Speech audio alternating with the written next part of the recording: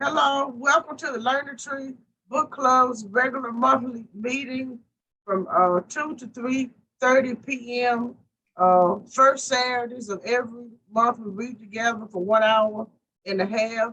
And I'm Meredith McGee here in Jackson, Mississippi.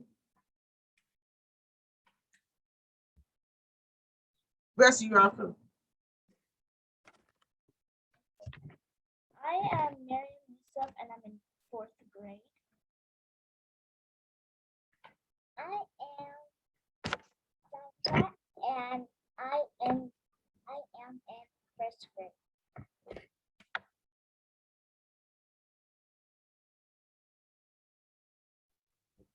And I am, can you hear me? Yes. Yeah, go ahead, All Mary. right, and I am Mary Hardy. Okay, well, I'm from Mary Hardy from Greenville, Mississippi. I'm sitting on my mama's front porch in McGee, Mississippi.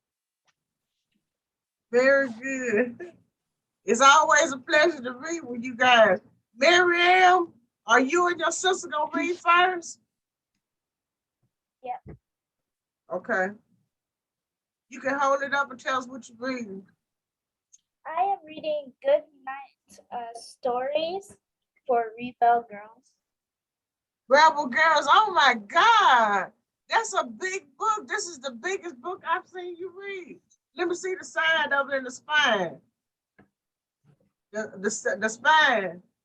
Turn to the spine like this. Oh my goodness. How many pages is that, Mary Ann? 100 pages. Okay. When did you start reading that one? Like a month ago. How far have you gotten? Almost through half of the book. Okay, and then have you been writing anymore? Yeah, I've started writing. Oh wow, we'll talk about that at the end. Well, go Okay. ahead and start reading. I think Michelle is coming on. Hey, Michelle. Go ahead, Mary Ann. Okay. Hi, Miss Merida. It's only me today. Hey, how are you all? Good to see you. Yeah, I'm not by my mom, so Michelle is by my mom. Oh, okay. Well, whatever you want to read, you can read. Mary Ann and her sister Salamat are reading first, and then we'll get go after that. Thanks for coming. Okay, sure. Welcome. Thank you. Okay. Okay, go ahead, Mary Ann. Okay. Once upon a time, there was a girl named Alik who would not stop by a mango tree to get a snack on her way home from school. In Alik's village, there was no running water or electricity. She had to walk to a well for drinking water, but she and her family lived a simple, happy life. Then a terrible war broke out and Alik's life changed forever. The warning sign wailed over her village. Alik and her family had to run away from the fighting. It was the rainy season. The river had flooded, the bridges crossed it were underwater, and Alik could not swim. She was terrified of drowning, but her mom helped her to cross safely to the other side. Along the way, Alik's mom traded packets of salt for food and passports because they didn't have any money. They managed to escape from the war and made their way to London. One day she was in a park when a talent scout from a famous modeling agency approached her. She wanted to recruit Alex as a model. Alex's mother did not want to hear about it, but the agent persisted and she finally agreed. Alex looked so different from any other model that she instantly became a sensation. Alex wants every girl on the planet to know you are beautiful. It's okay to be quirky. It's fine to be shy. You don't have to go with the crowd.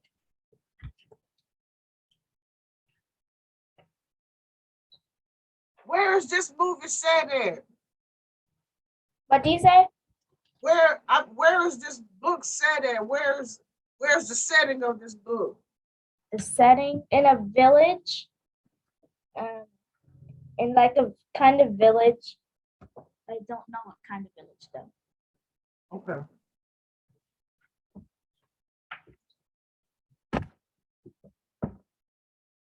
Once there was a girl who could ride a bike so fast that you could barely see her. Don't go too fast. I'll uh, uh, uh, uh, uh, sorry, I don't know how to pronounce this her name. Wait. Alphonsina. That's good enough. Don't go too fast, Alpha Sister. Her parents would scream. Too late, she had already whizzed past. When she got married, her family hoped that she would finally give up this crazy idea of becoming a cyclist. Instead, on her wedding day, her husband gifted her a new racing bike. They moved to Milan and Estevan, Estevan, Estevania started to train professionally. She was so fast and so strong that a few years later she entered a Giro d'Italia of the toughest races in the world. No other woman had ever attempted it before. She'll never make it, people said, but nobody could stop Estefania. The race was long and strenuous,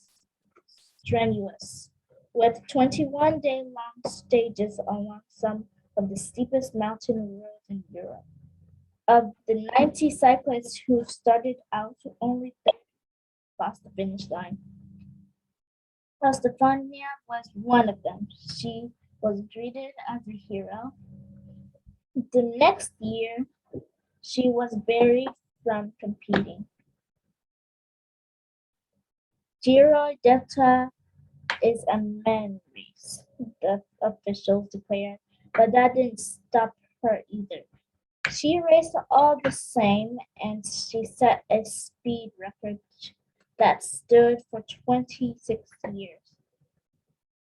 Even though she rode a 44-pound one-gear bike, she would be happy to know that things have changed a lot since then. Now, women's cycle racing is hugely popular. It's even an electric sport.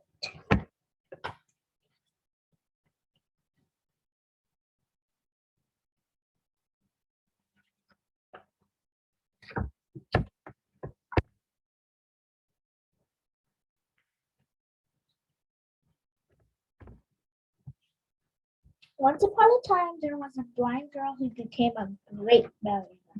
Her name was Alice, Alicia. Alicia grew up sighted and was already a wonderful ballerina with a great career ahead of her. When she fell ill, her eyesight got worse and worse. She was forced to stay in bed for months without moving, but Alicia had to dance, so she danced in the only way she could. I danced in my mind, blindness, blinded, motionless, flat on my back. I taught myself to dance. Gazelle. One day, the New York City ballerina New York ballerina Prima, no, Prima ballerina injured herself. They called Alicia to step in. She was already part, part, partly blind, but how could she say no? The ballet was Gazelle. As soon as she started to dance, the audience fell in love with her. Alicia danced with grace and confidence even though she could barely see.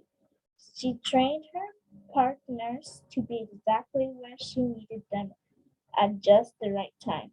Her style was so unique that she was asked to dance with her ballet company all around the world. But her dream was to bring classical ballet to Cuba, her home country.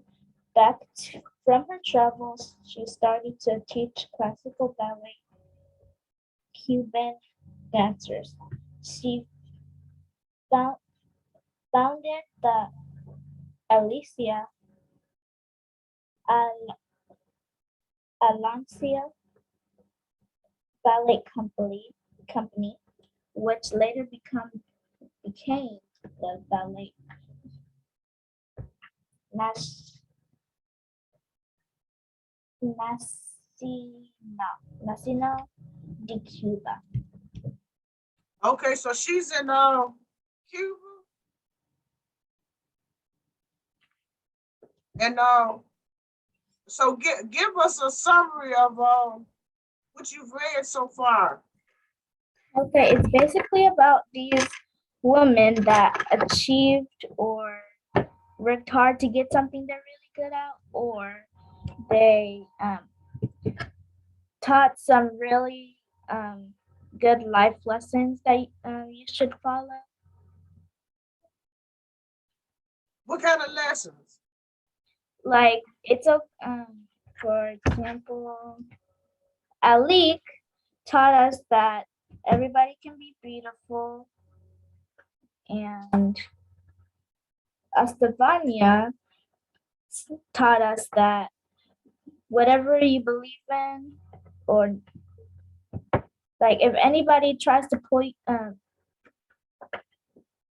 down or to let you down, you have to keep going. And Alicia taught us that anybody can be a dancer, and we should learn to dance from the arts. Okay, very good. And so there are two characters. One is Alicia and one is Alfonsia. Yeah. Okay, okay. All right, very good. Hey, Harry and Clarence, does anybody else have any questions to ask? How y'all doing? Good. Good, wonderful. Thank you for coming. All right, so Marianne was our first reader, and she just gave us a summary of her book, and her baby sister, Solomon, is reading next, and then you two can read, and then the rest of us, the adults, read. Okay, so anybody else have any questions for Marianne?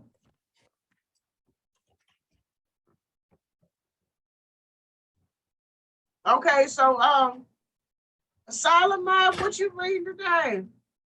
I'm reading A Trip Across the Country. Oh wow. Okay. A Trip Across the Country.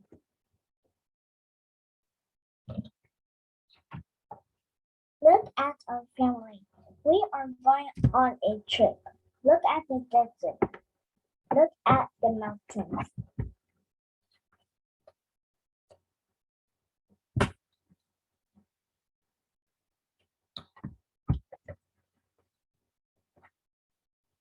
Look at us. Look at the farms.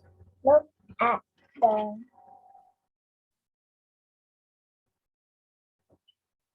territories.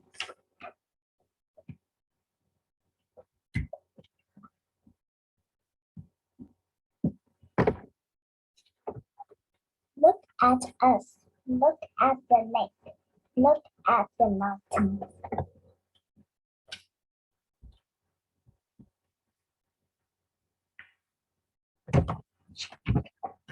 Look at the city. We had fun.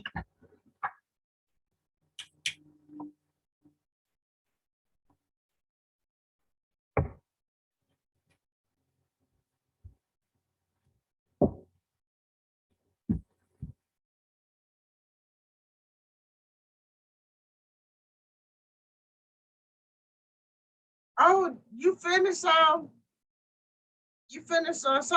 Okay. Great job for a first grader. Now, Solomon, to give us a summary of your book. Well, it's all about a family going on a trip across the country. Yeah, so they went to the city and to the farm and everywhere, huh? Yeah. Oh man, I want to take a trip like that. Anybody else have any questions? Very good. Anybody else have any questions? Okay, thank you so much. If you have another one, if we have time, you can read another one later. So Clarence, which one of you or Harry going next? We don't have a book. We couldn't find a book. You can find a book. You got a whole bookshelf full of books. I'm at Clarence's house. Oh, you're at Clarence's house. Okay then. All right. Well, Mary, you want to go next, or you got something, Mary? I do have a book, but I'm afraid of my connection. I'll read. Okay. I'll tell you why I have this book. I am declaring October Hot Tamale Month because the Hot Tamale Festival is held on the third Saturday.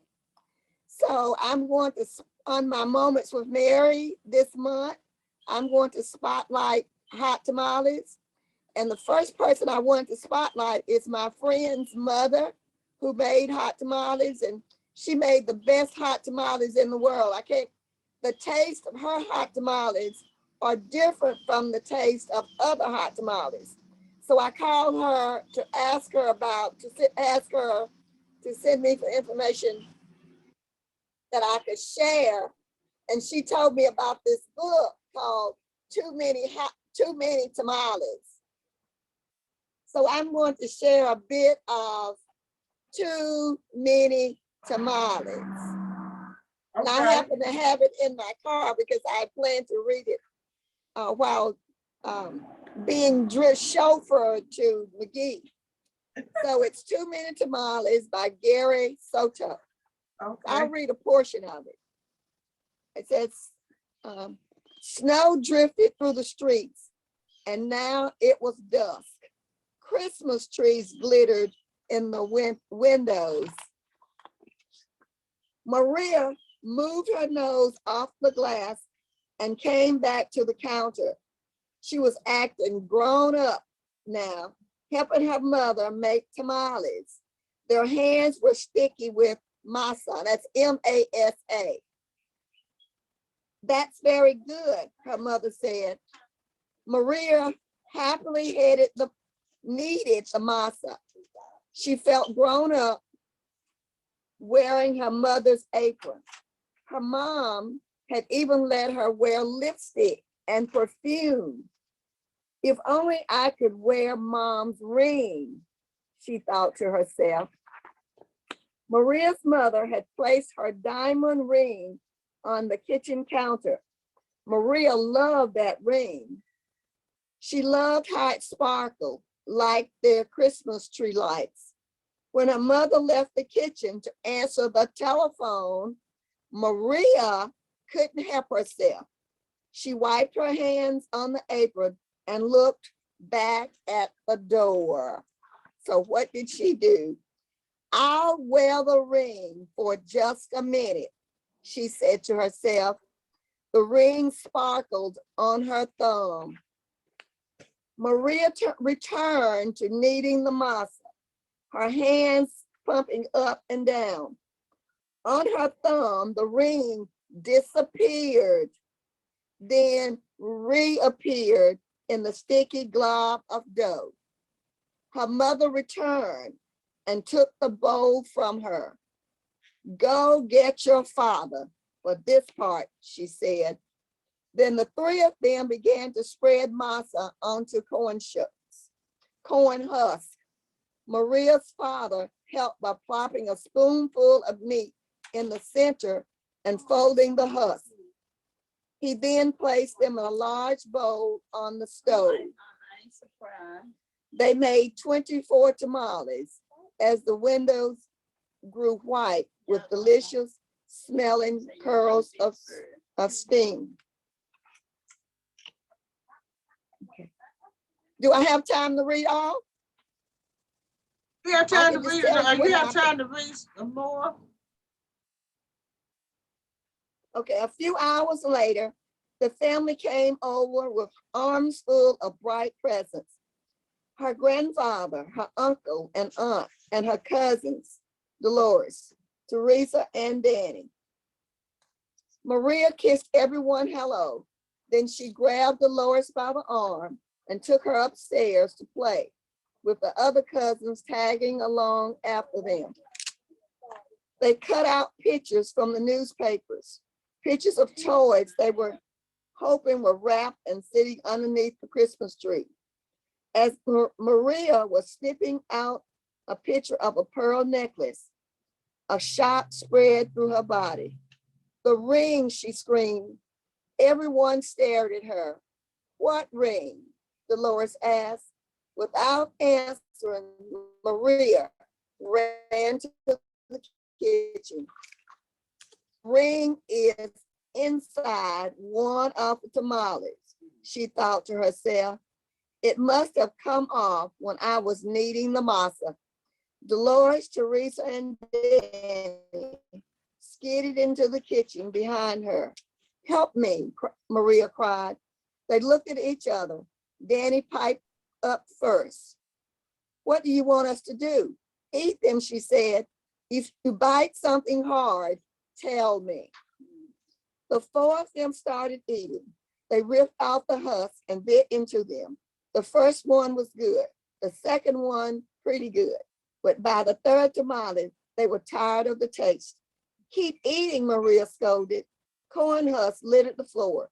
Their stomachs were stretched till they hurt. But the cousins kept eating until only one tamale remained on the plate. This must be it, she said. The ring must be in that one. Well, each take a bite. You first, Danny. Danny was the youngest, so he didn't argue.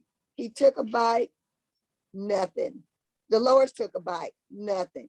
Teresa took a big bite. Still missing, it was Maria's turn. She took a deep breath and slowly, gently bit into the last mouthful of tamale. Nothing. Didn't any of you bite something hard? Maria asked. Danny frowned. I think I swallowed something hard, he said. Swallowed it, Maria cried, her eyes big with worry. She looked inside his mouth. Teresa said, I didn't bite into anything hard, but I think I'm sick. She held her stomach with both hands. Maria didn't dare look into Teresa's mouth. She wanted to throw herself on the floor and cry. The ring was now in her cousin's throat, or worse, his belly. How in the world could she tell her mother? But I have to, she thought. She could feel tears pressing out as she walked into the living room where the grown-ups sat talking. They chatted so loudly that Maria didn't know how to interrupt. Finally, she tugged on her mother's sleeve. What's the matter? Her mother said. She took Maria's hand. I did something wrong, Maria sobbed. What? Her mother asked. Maria thought about the beautiful ring that was now sitting inside Danny's belly and got ready to confess. Then she gasped. The ring was on her mother's finger, bright as ever. The ring. Maria nearly screamed.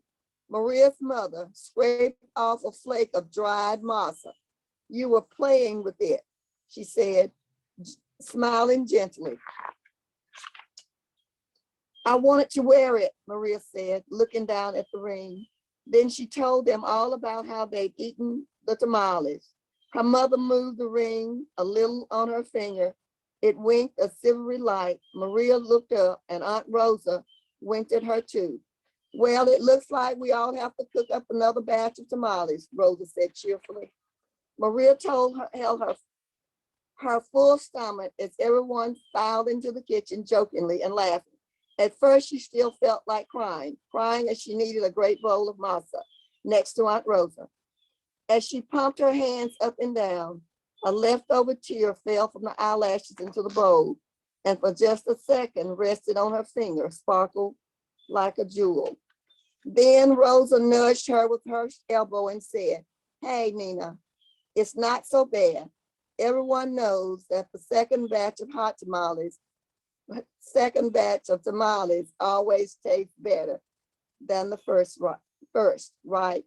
When Dolores, Teresa, and Danny heard that from the other side of the room, they let out a groan the size of 24 tamales.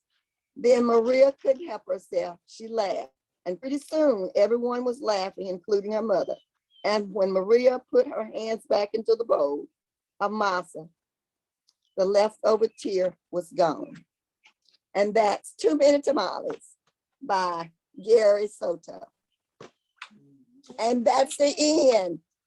So be obedient.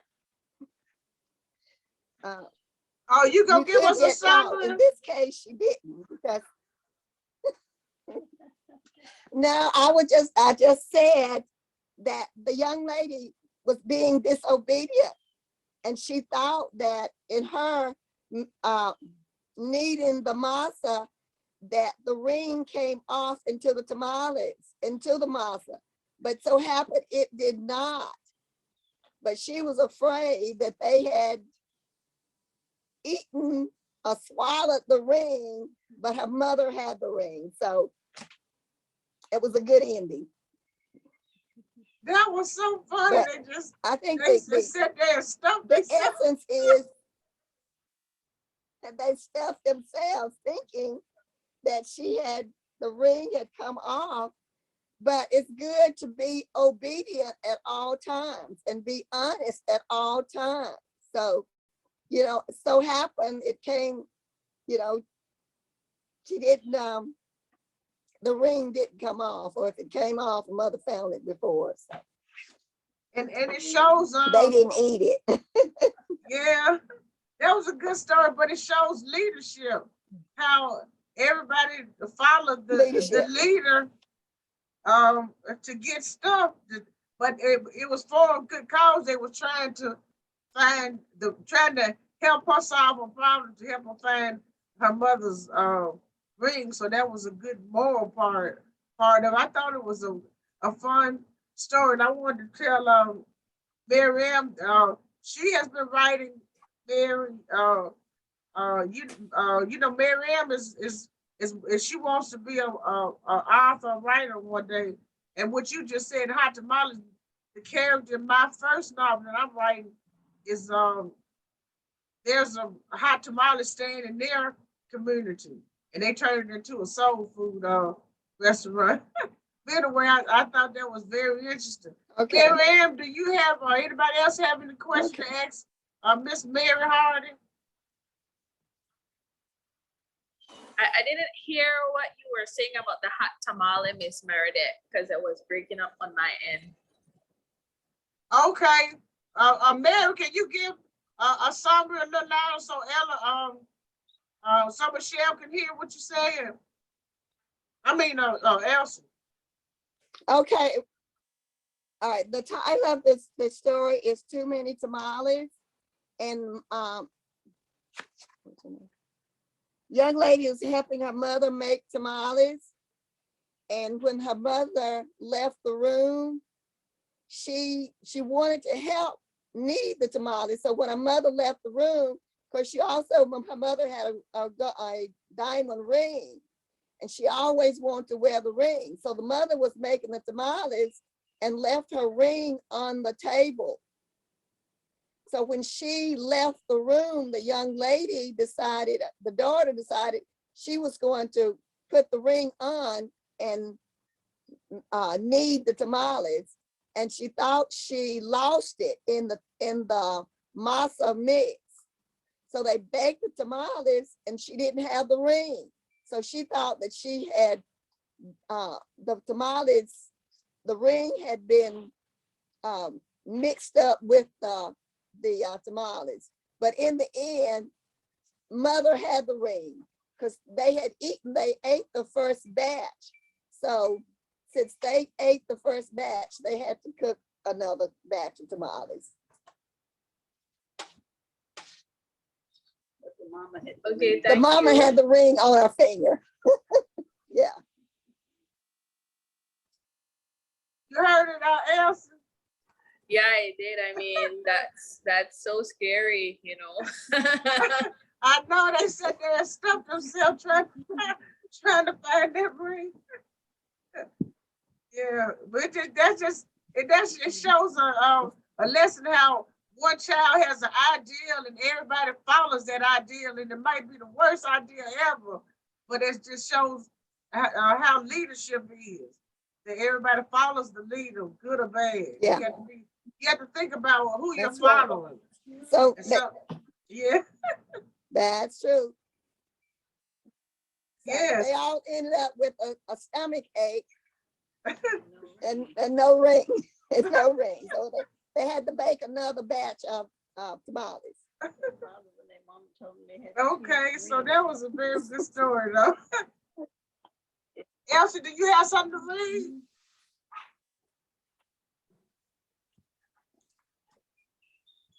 I wanted to share was like reading some of this book. Haven't finished yet.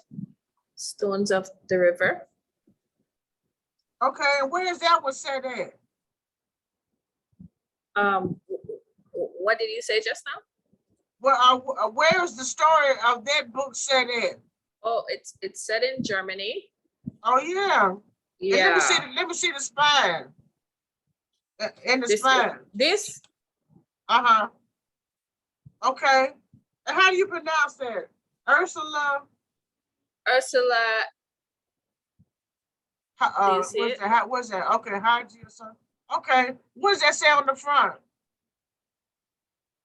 Stones from the river. A novel, okay.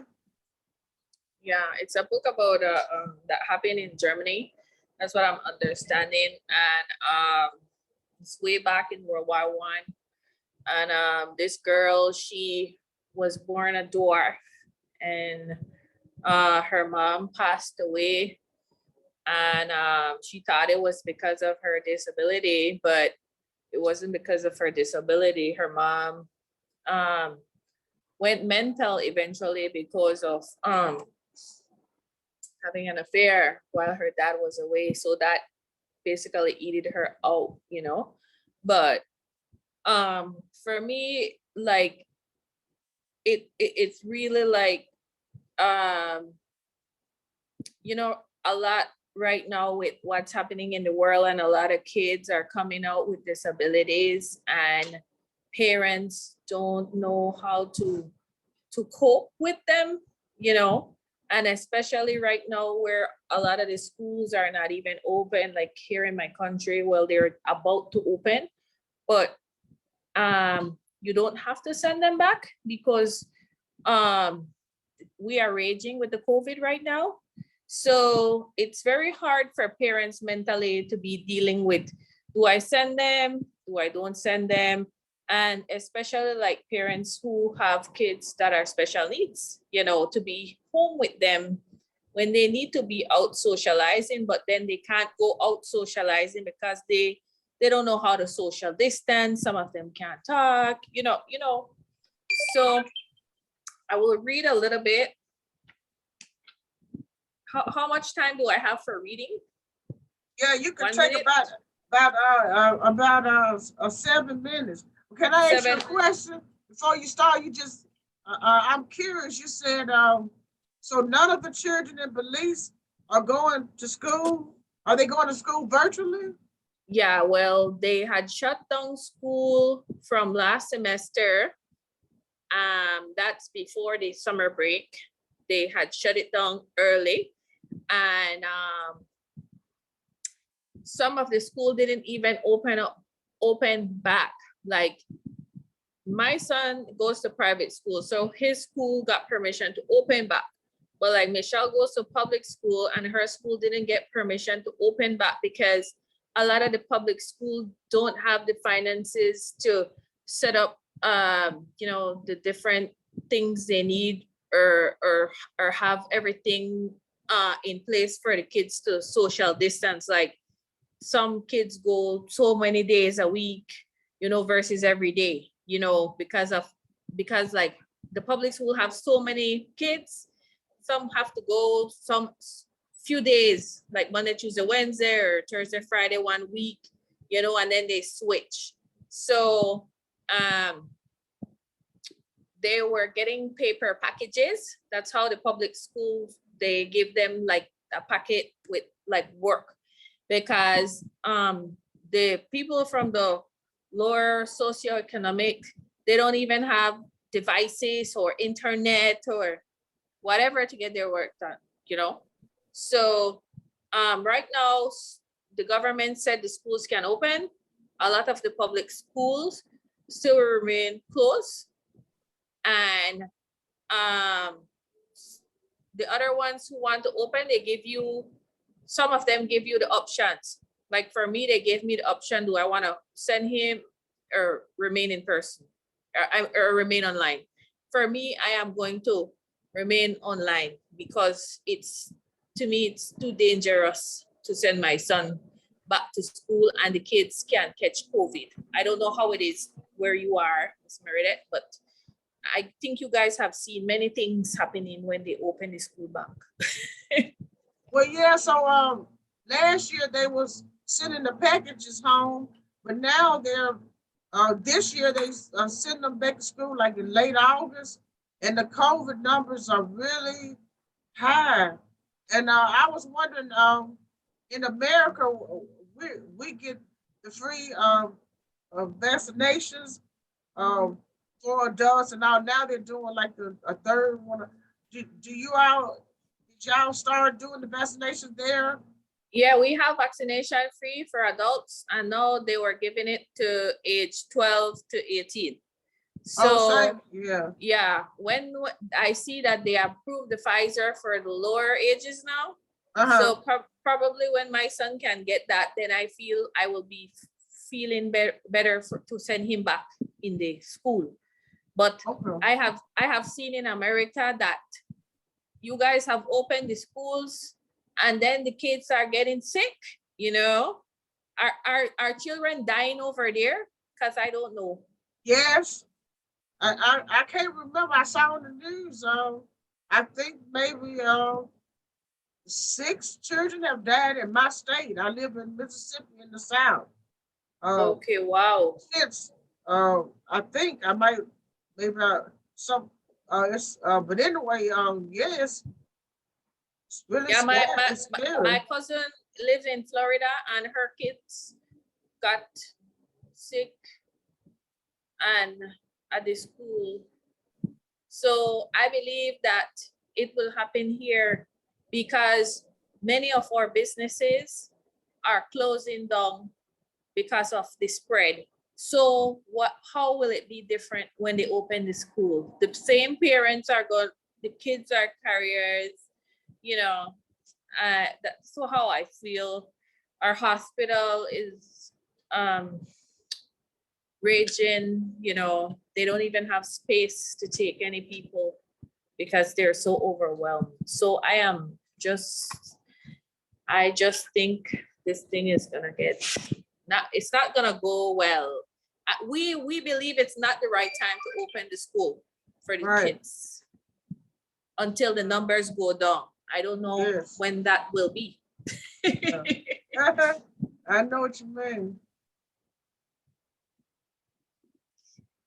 Yeah, so how many minutes do you say that I can read or? Yeah, you got you can read by 7 minutes. 7 minutes. Cause we got through readers today, but I'm enjoying it. Yeah. I always enjoy the storytelling. Yeah. So I'm trying to,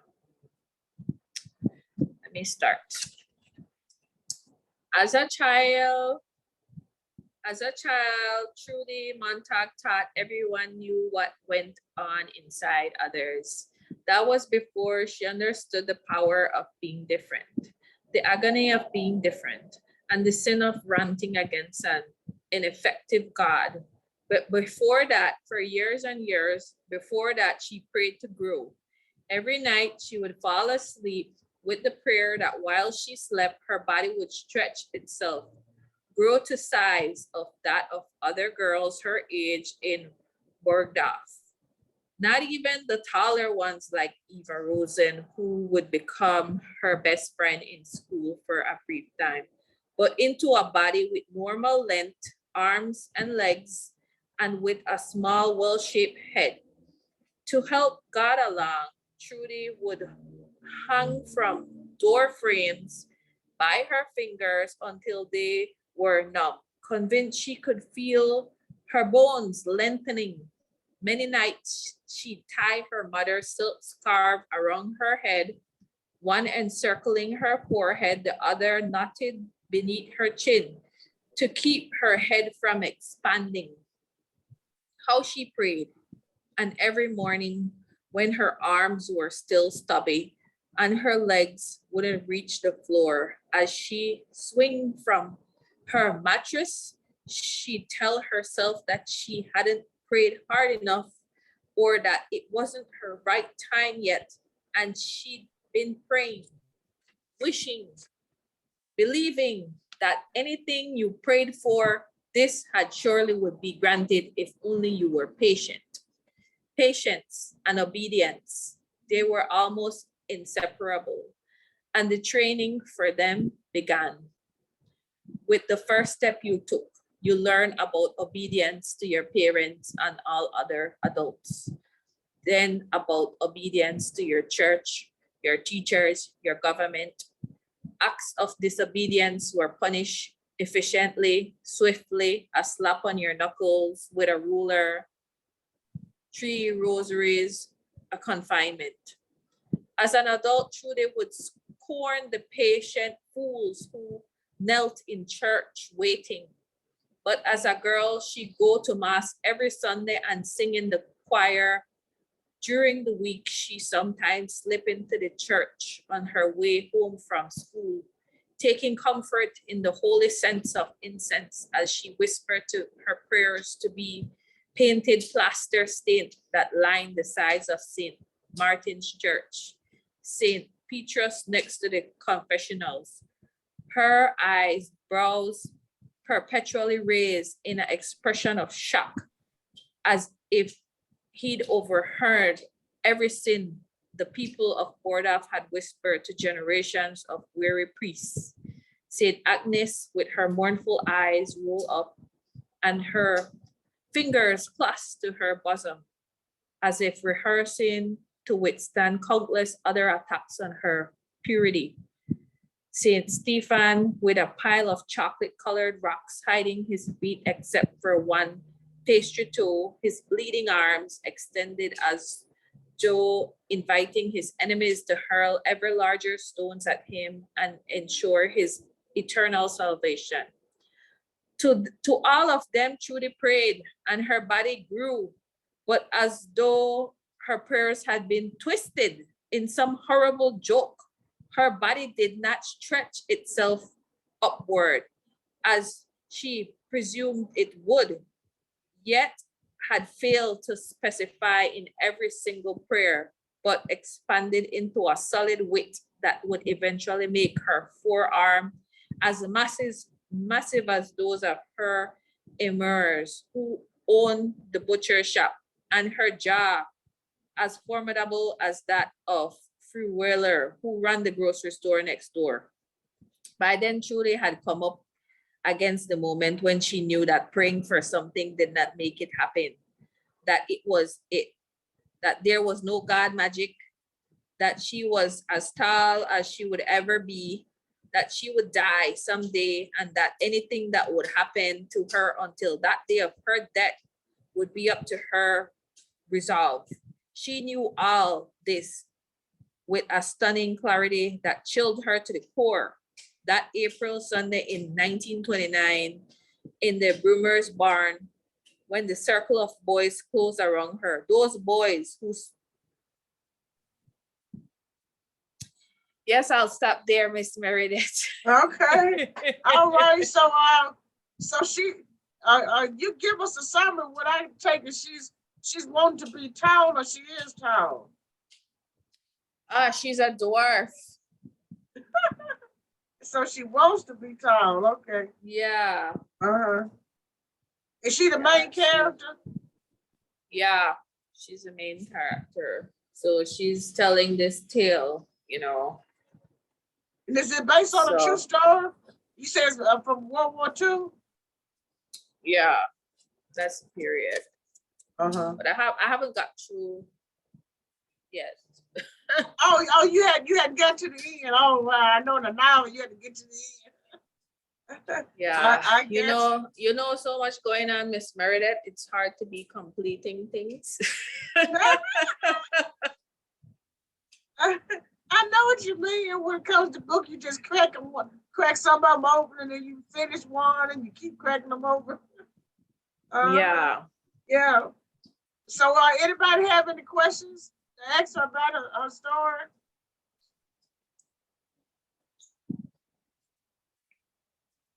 I just admire these two little girls who are always present here. They are always. Mariam. Yes, always early. Yes, and I believe Mary Ann is gonna be a writer, and the little sister might follow her because Mary Ann is already writing. Oh, She's wow. writing stories. What grade are you in, Mary Ann? What did you say? What grade are you in? Fourth. In the fourth grade, and you tell us about the story that you've been writing. I'm writing about super foxes. So tell us something about this character. Okay. Each character have each special powers. One has eyes. There are like 5 characters in there. One ice, one fire, nature, wind, and one has all the elements, which is the leader. Okay. And what's the next character? The next character. So the characters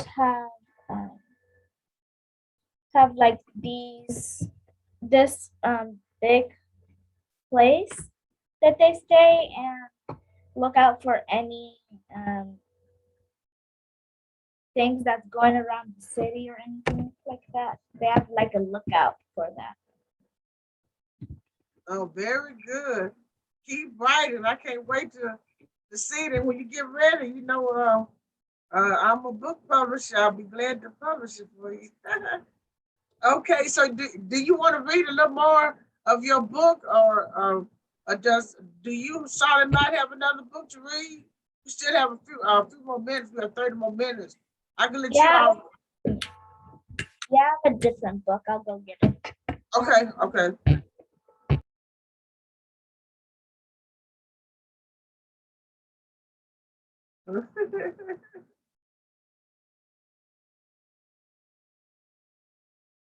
And I'll read last. I haven't finished this one.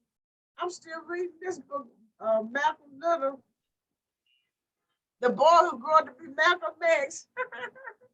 Oh, wow. Yeah, I still haven't finished. And this was written by his daughter. It is so good. Yeah. Is the library open back, Miss Meredith? Libraries are open here. Okay. But I don't think you can sit inside No? unless you're doing a. I don't know. I haven't been in. But they are open. Some like not completely, but they're open. Oh, they're open here too. Yeah. Oh yeah, you go inside. You can go inside because our libraries are not air conditioned. Oh, They only have fans and windows, so it's not bad, I think, with the air. I see what you're saying. But our libraries are like a little hot. Well, Because do y'all have a lot of good books that people like to read in your libraries? I'm not sure. I'm not sure. I don't really go to the library only to take my son to camp in the summertime. Oh, They I have a see. summer camp every summer that they teach them about books and library, and they do different things with them. So that's the only time I really have time to go because I live a little distance from the library. Okay. All right, Marianne, you got the book? Yep. Okay. Okay. If you give a dog a donut. Okay.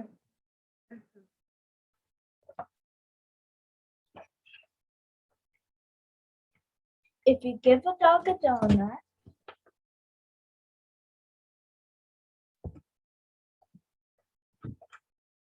he'll ask for some apple juice to go. When you give him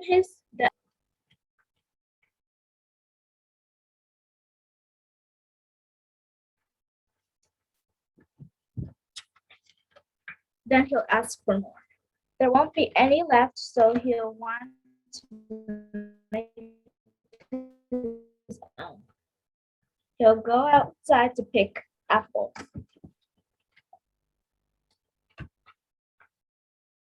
When he's up in the tree, he'll ask you one throwing apple.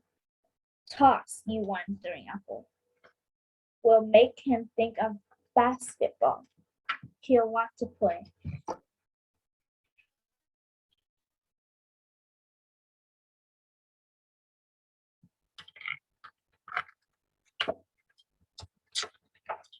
You'll have to get a ball and a glove.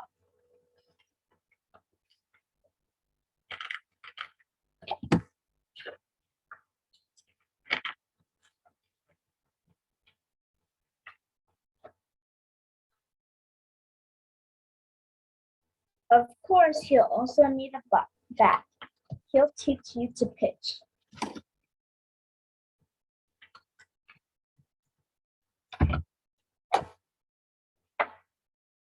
He'll hit a home run.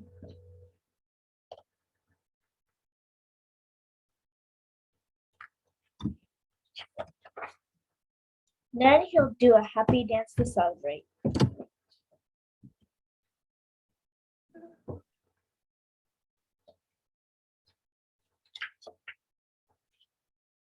Dancing will make him hot and dusty. He'll need some water. He'll probably start a water fight. You'll have to dry him off with your bandana.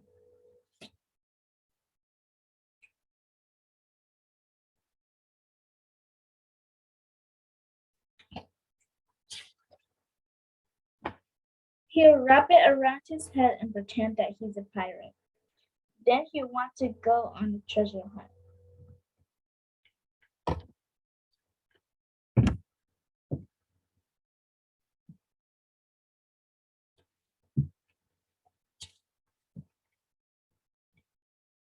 He'll find an old kite and want to make one himself. You have to get him some sticks, papers, and string.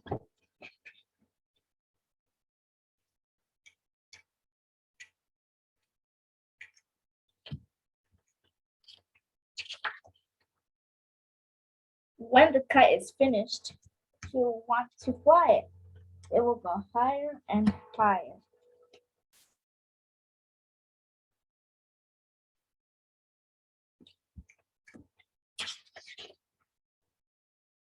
until it gets tangled in the apple tree. The tree will remind him of apple juice, so he'll probably ask you for some.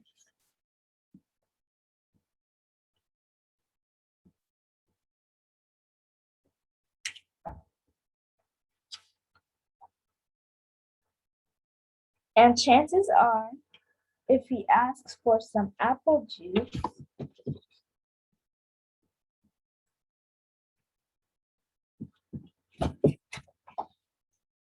he'll want a donut to go with it. Oh, so he gonna have an apple and a donut. That sounds good to me. So tell us some of the interesting parts of that book. Okay, so a dog wants a donut, and if he wants to eat the donut, he'll have some apple juice with it. And then he ran out of apple juice. Then he went outside to get some apples, but then he got carried away by some other things he wanted to do. Then he came back and remembered that he wanted to make apple juice. Then he'll ask for a donut to go with the apple juice again. Oh wow. Okay. So Solomon, did you have something else you want to read? Yes. Okay, very good. Go ahead. Jake at gymnastics.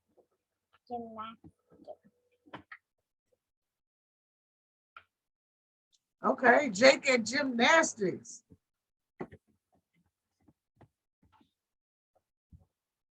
Jake at gymnastics.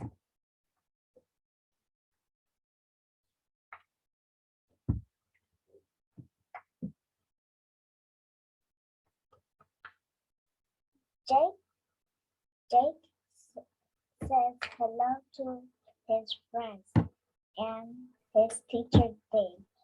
Everyone is excited for gym time to begin.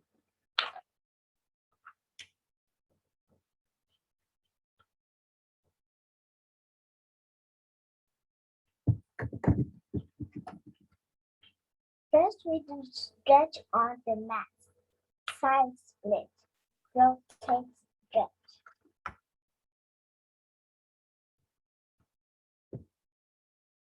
Peak aim weak. Back bend. Front split.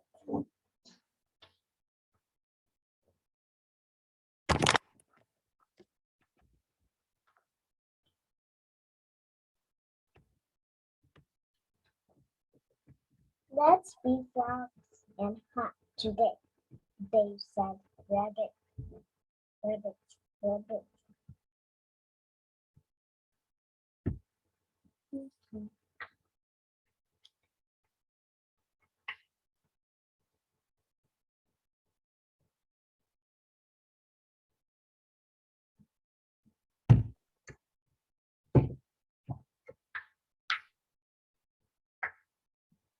Mira crawled through the tunnel first.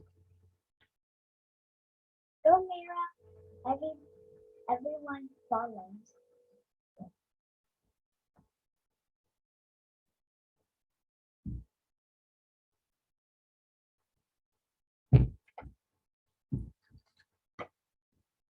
Then it's time for balance beam.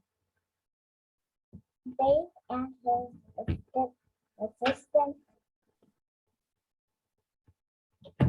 Tosh help us on the long beam.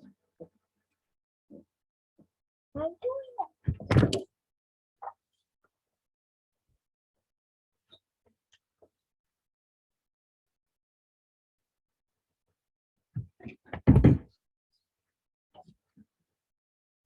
We try to hang on to the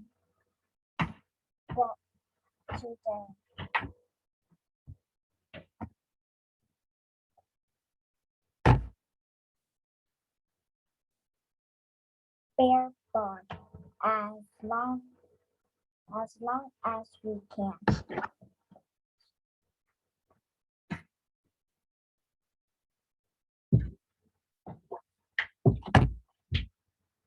It's fun to jump on a trampoline. Whee! So fun.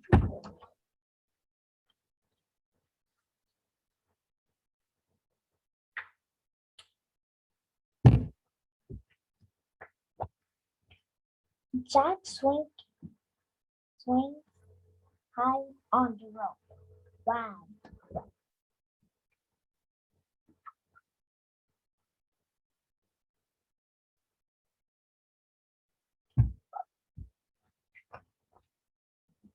Time to tumble. Good job.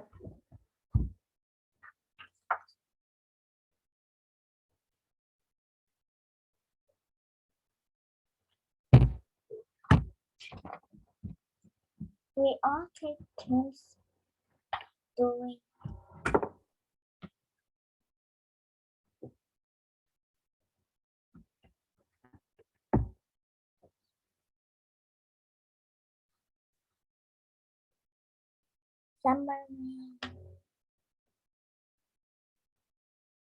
summary songs.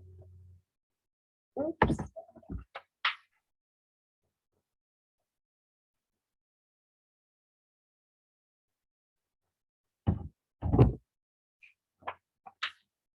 Jake was Laura doing handstand.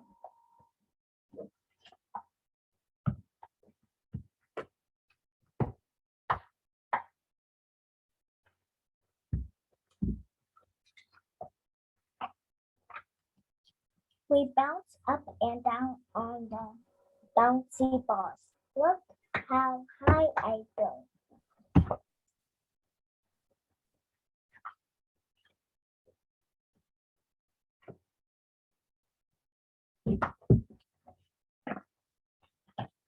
Everyone loves to jump barefoot into the ball pit.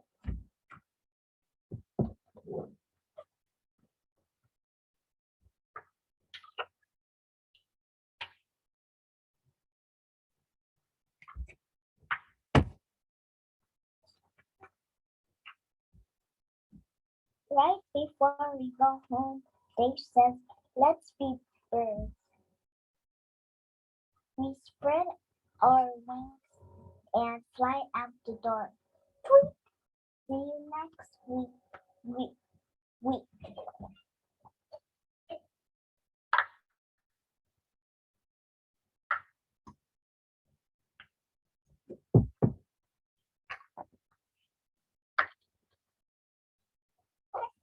Okay, Solomon, do you know how to do any gymnastics?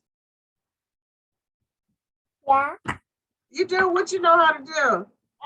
like peekaboo. Oh yeah. Yeah. When I was your age, I remember doing some of it, but I couldn't do it now. But it looks like it's so fun. Well, thank you so much. Well, I'm the last reader. We got 15 minutes left. And does anybody have any questions to ask Solomon? Okay, thank you. You're such a good reader. Okay, so here we go, you guys. You see it, Malcolm Little, the boy who grew up to be Malcolm X. Do y'all remember anything about him when I read about him last month? You do? What do you remember about him?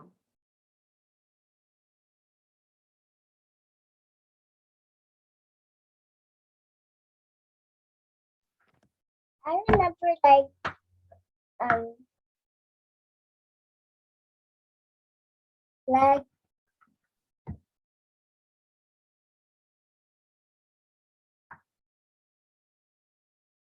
like he doesn't know how to spell.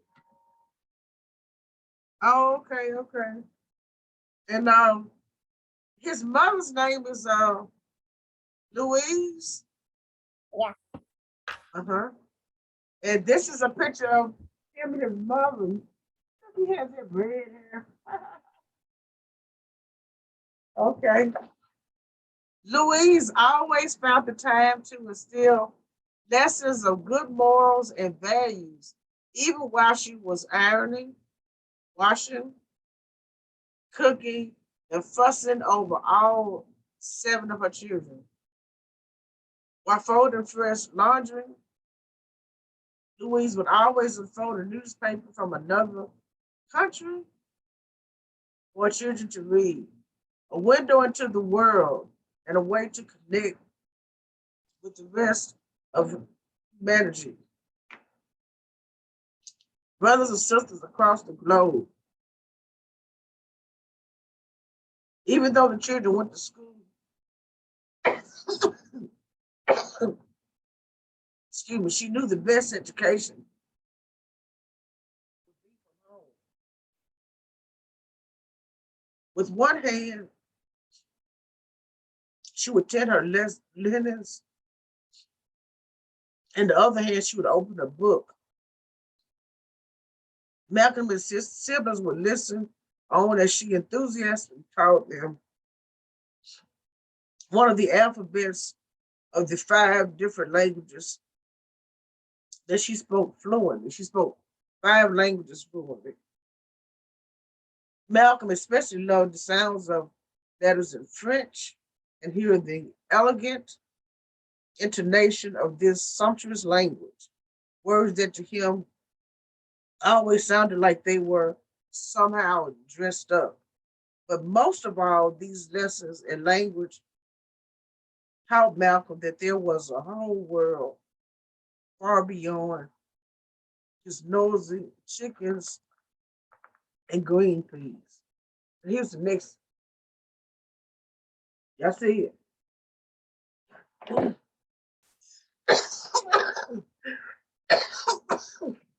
Excuse me. You see, Lois Little knew the real truth about words. She knew there were more than just a jungle of letters. She showed him the magic within words. She knew that each word was powerful. She taught Malcolm how to appreciate the dictionary and expose him to the world of book. Wow, because he learned about the dictionary when he was in prison. In each volume, ideals and inspiration mingle like the savory flavors and the spice island stew that Malcolm couldn't wait to taste.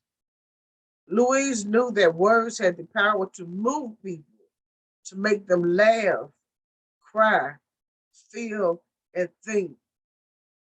Did you hear that, Marianne? You're writing, and you just think of the fact that you're writing a story that has the power to make people laugh, cry, feel, and think. That's very amazing to be in an art form where you can actually make people feel those emotions. But most important, she knew there were more words you learn. She knew the more words you learn, laugh, cry, feel, and think. That's the job of a writer. To make when people read what you have written, you can make them laugh, cry, feel, or and think. Now, she knew that the more words you learn, the better you could communicate. Now, Solomon, you have a dictionary. How many of the words have you learned in your dictionary? Anyway,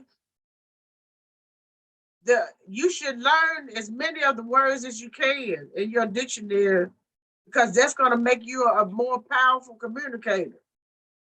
Like 25.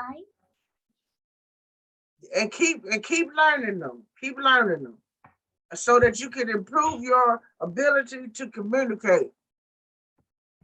Now, she firmly believed that knowledge acquired today would transform into wisdom tomorrow. Wow.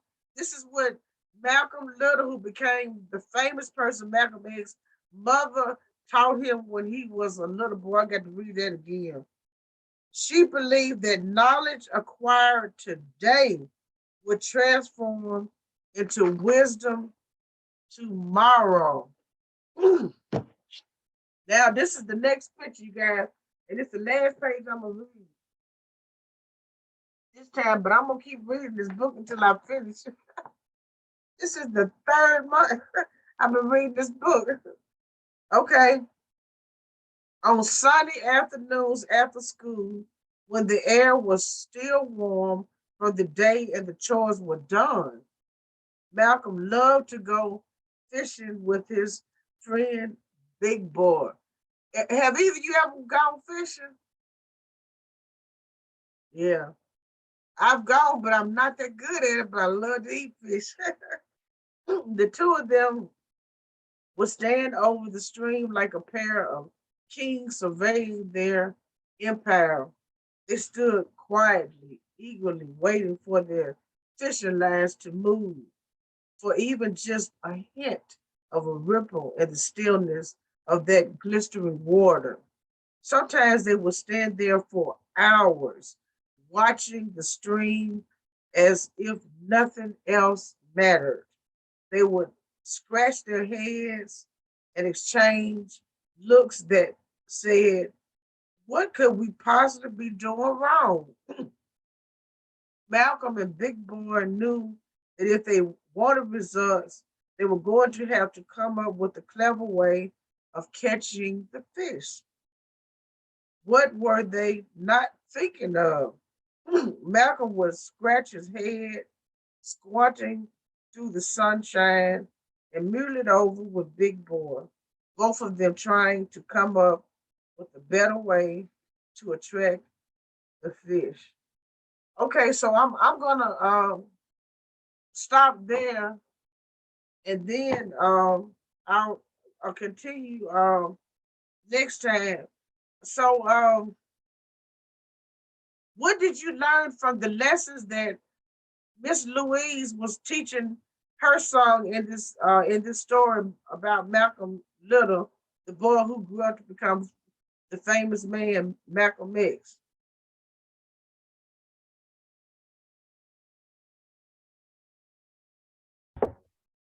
Okay. One part that I learned about is like a dictionary is a whole nother world where you can learn different words and the meaning of them. Yes, yes, and this is mine, and I still I've had this since college. I still open it up and look. I know you can Google, but in the dictionary, there are sample sentences, which is very important. And then you get to see the image. And as a writer, Miriam, you definitely need to expand your vocabulary, just like he was telling them. And so tell me, what else did you learn from Miss Louise?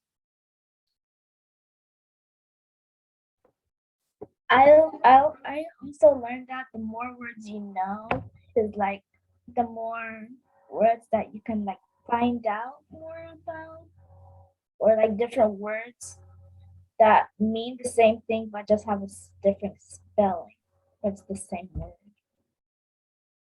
Yes, the English language is so complicated that we have to continuously learn new words. And she said, so we could be better communicators.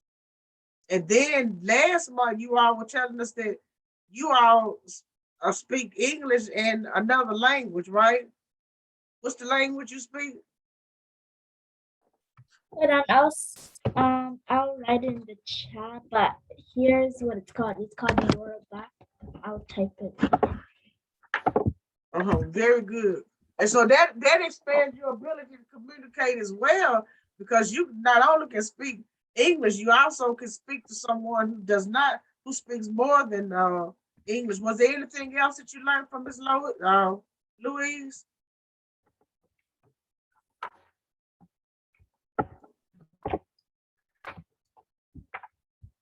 What about you, Solomon? Did you learn something from Miss Louise was teaching Malcolm Little?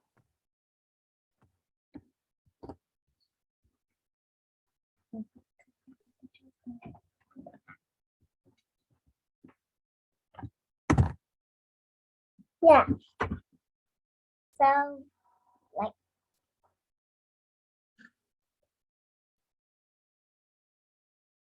I think it's like important. Okay, well, very good. Well, okay then. So Miriam, I can't wait to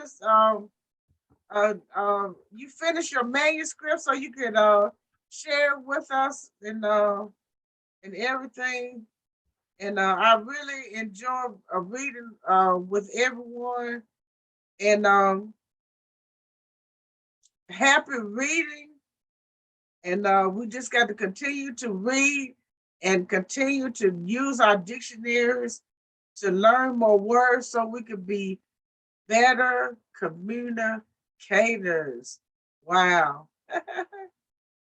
All right. So anybody have any want to tell us what they're gonna be reading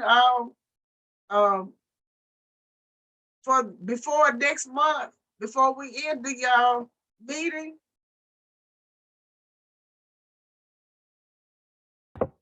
Yeah, I'm gonna be. I have another book, but I don't know what it's called. Oh yeah. And you still have how many pages have you read in your novel?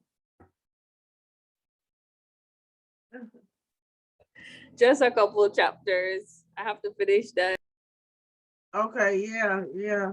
And I haven't been I have so many books I want to read, but I've been writing. I'm actually writing my first novel, and I wrote a memoir on my late husband. So I've been doing a lot of writing. And anybody else want to tell us, Marianne, you tell us what you're gonna be reading before the next book club meeting? Yeah, she's gonna. I forgot what the book is called.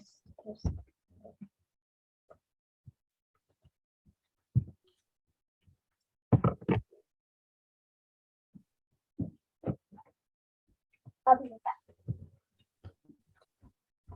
What about you, Solomon? What you gonna be reading next? Okay, so like it's going to be. I forgot the name too, but when my sister comes back, I'm going to bring it. Okay.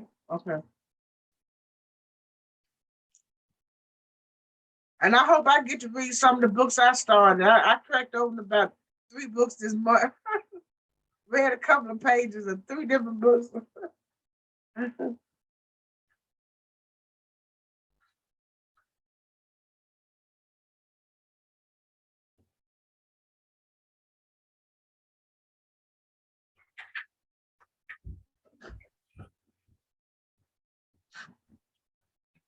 Okay, here's my books that I found. Room in the Broom. Okay. And then the book you was reading today, you still got to finish that one, huh? Mm-hmm. And what was the name of that one? Good Night Stories for Rebel Girls. Good Night Stories for the Rebel Girl. Okay. That's a New York Times bestseller, huh? Man, that looked like a big book. You said it's 100 pages? Yeah. Mm-hmm. How far have you gotten on that one? About half the book for right